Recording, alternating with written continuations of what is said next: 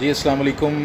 कुछ दोस्त ये कह रहे होते हैं कि हम उर्दू में भी वीडियो बनाएं। असल में माज़रत आपसे चाहते हैं, जो हमारे सादालू फार्मर्स होते हैं उनको उर्दू नहीं बोलनी आती, इसलिए मजबूरन हमें पंजाबी में बात करनी पड़ती है। आज की वीडियो ये जो अपलोड की गई है, इसकी समरी मैं आपको बता देता हूँ। इसमें सबसे पहले हमने बाबा जी से ये सवाल पूछा कि उनकी इनकम कितनी है, तो उन्होंने जवाब दिया कि वो तकरीबन 5 भैंसों से 1 लाख रुपए महाना कमा रहे हैं और उनका जो ख़र्च है वो तकरीबन 30 से 40 हज़ार रुपया आ रहा है। और अगर वो ये कहते हैं कि उनके अगर चारा अपना होगा तो ये चारे के ज़्यादा चारे के दिनों में उनकी ये इनकम बढ़ जाएगी। साथ उनका ये भी कहना है कि अगर वो इनकम मज़ीद अपनी बढ़ाना चाहते हैं तो उनकी अगर दूध देने वाली, जिनको लहरी भैंसें कहते हैं, अगर वो 5 भैंसों से अगर 50,000 बचत ले रहे हैं, तो अगर 10 भैंसें होंगी तो उनके आराम से 1 लाख रुपया बचत हो सकती है महाना।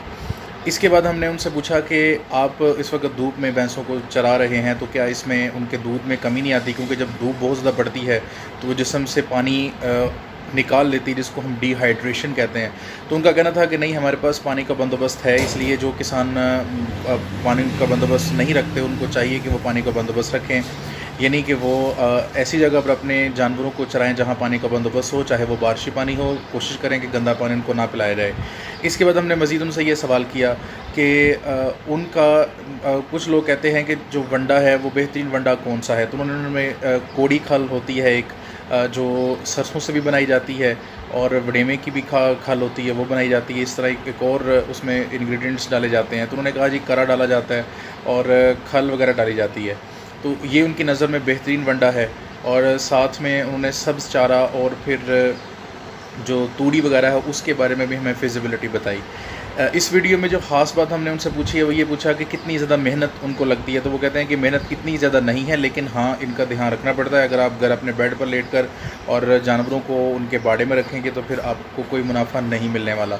इसके बाद हमने उनसे एक बहुत ज़बरदस्त सवाल पूछा, जो कि एक फिजिबिलिटी पूछी कि कितना जो एकड़ ज़मीन हो तो उनके कितने जानवर पल सकते हैं।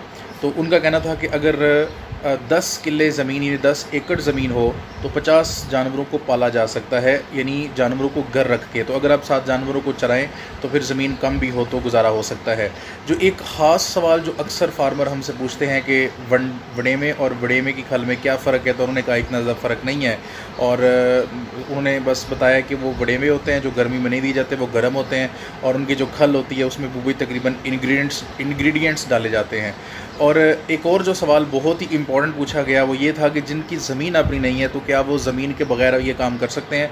तो बाबा जी का कहना था कि हाँ, ये कर सकते हैं। और साथ में उन्होंने ये कहा कि इसलिए कर सकते हैं कि फ़ॉर एग्ज़ाम्पल अगर किसी की भैंस 8 किलो दूध देती है, तो अगर 8 किलो दूध में वो 300 रुपये अगर हम ले लें उसका कि 300 रुपये उसने खा लिए, अगर दूध 100 रुपये किलो बिकता है तो 300-400 अगर वो उसके ऊपर मोल के, यानी जो लेके आते हैं चारा बाहर से लेके आते हैं, अपना खेत, अपनी नहीं है ज़मीन, तो फिर भी उनको 400 रुपये तो बचेगा। लेकिन अगर वो दूध देने वाली भी नहीं है तो फिर वो नुकसान हो सकता है।